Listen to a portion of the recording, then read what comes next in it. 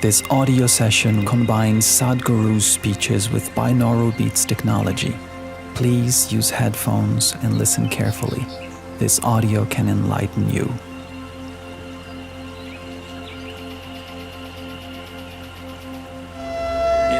The wind makes its own sound. So does the water.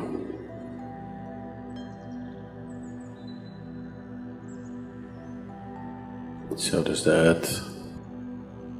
In fact, so does the sky. All the celestial objects are making their own sounds. There are sounds of pain, sounds of pleasure, sounds of misery, sounds of joy. For everything there is a sound. In human life, it's very true. Sounds of life, and there are sounds of death, and there are even sounds of silence. So this complex amalgamation of sounds, different kinds of sounds, creates different intent, different levels of compulsiveness, different levels of bondage, and different possibilities of entanglement.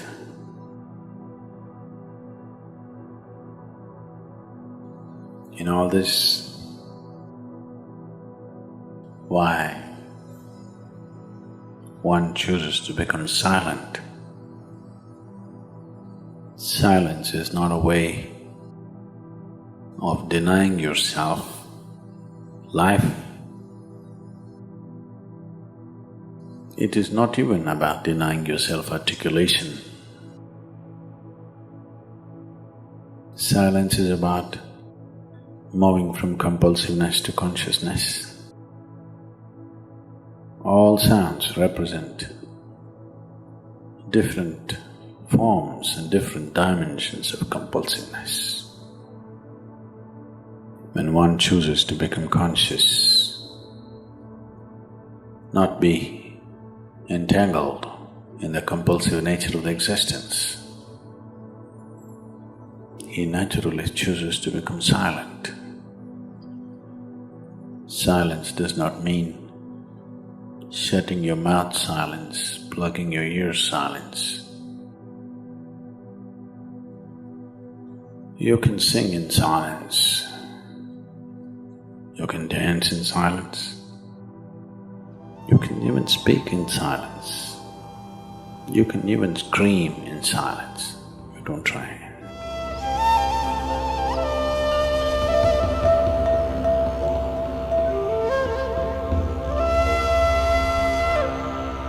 That does not mean when everybody is silent you scream. That is not screaming in silence.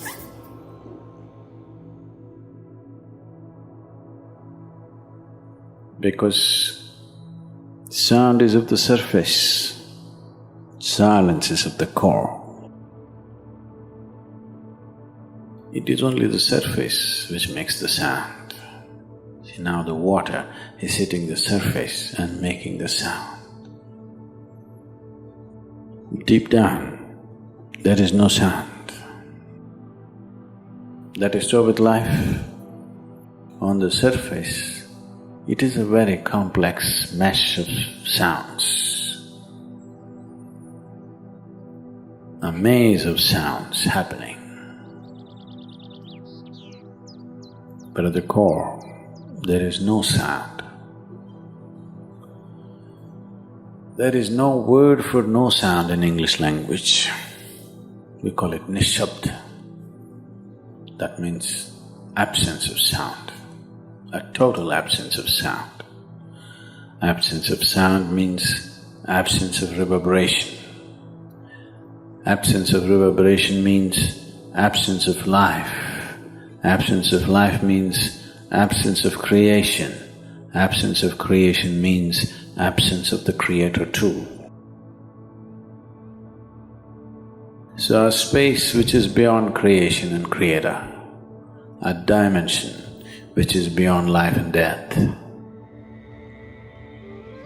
that is what is being referred to as silence or nishabd.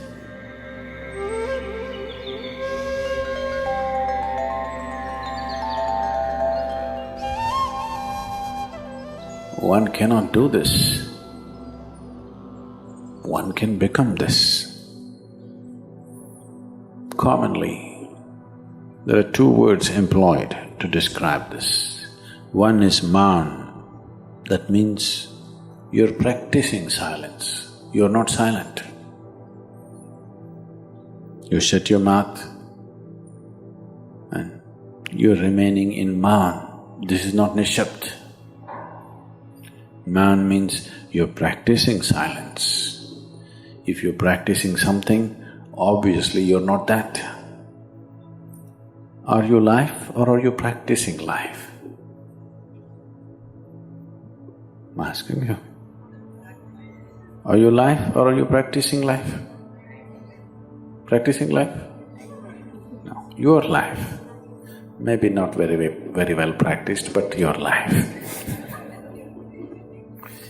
Similarly, there is a difference between practicing silence and becoming silence. Practicing silence starts as a certain restriction, but slowly, as one practices silence, one can possibly become silent.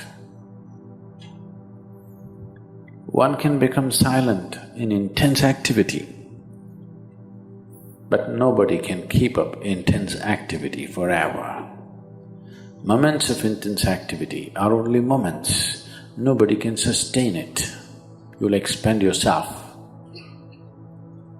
Only if you can achieve it in inactivity, it is sustainable. If something is possible only in intense activity, it is never sustainable. In a very intense and ecstatic moment of singing, somebody may become or taste a moment of silence. But how long can you keep it up? Your throat will tear and your neighbors may kill you. Possible. So this possibility of coming to silence or becoming silent also means to become still, to become utterly still. Stillness can be achieved in so many ways. If you watch a snake, he's still. If you watch a tiger which is on a hunt, absolutely still, charged but still. These are all different dimensions of stillness practiced for survival. If a snake moves too often, he'll get killed. If a tiger does not know how to be still, he'll never get his food. These are all acts of survival. A human being, for survival, he has to be active. Only when his vision falls upon something which is beyond survival, then he will think of stillness. Then he will understand as he observes himself, as he notices the complexity of one's compulsions. He understands the only way to solve it is to become still. To train this body, to train this mind, to become still,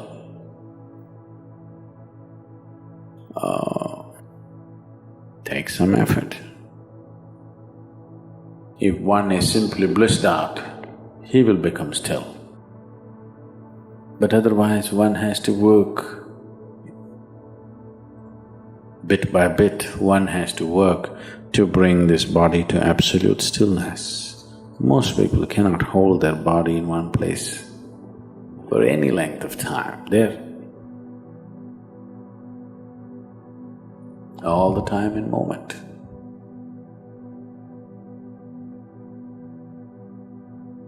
As it is said, a man is ill only because he does not know how to be still.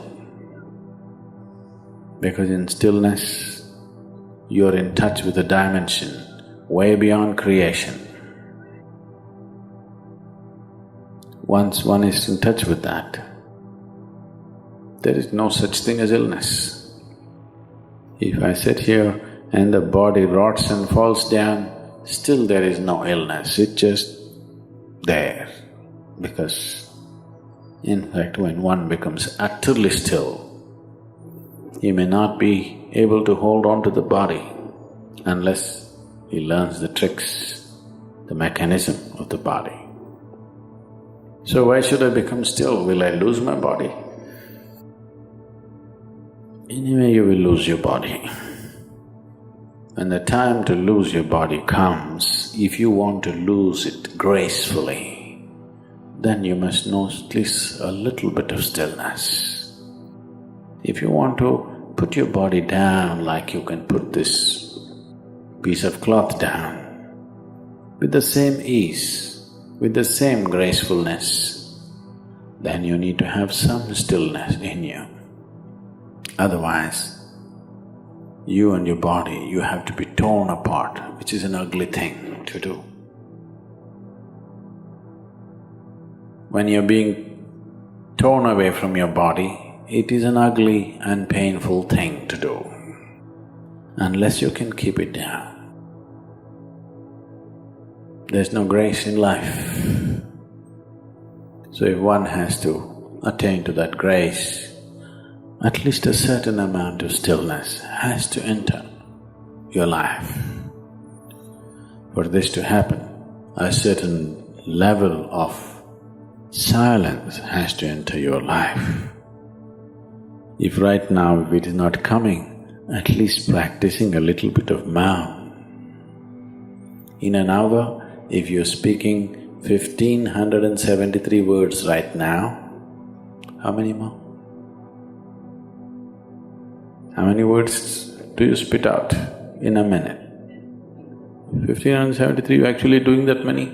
I thought that's impossible. Okay, I believe you. So whatever number you're doing, see if you can articulate the same things that you're saying with half the number of words. Suddenly you will become extremely conscious of everything. Right now, our oral diarrhea is happening. If you're doing 1573, it's diarrhea, okay. Now, if you have to hold back half the words and still say the same things, now you have to be very conscious, otherwise you cannot say it. Just try this and see. Tomorrow, one day. In an hour, normally what number of words you utter, make it half. Don't curtail your activity, still say the same things. But with half the words, how wonderful the whole world will feel, you know.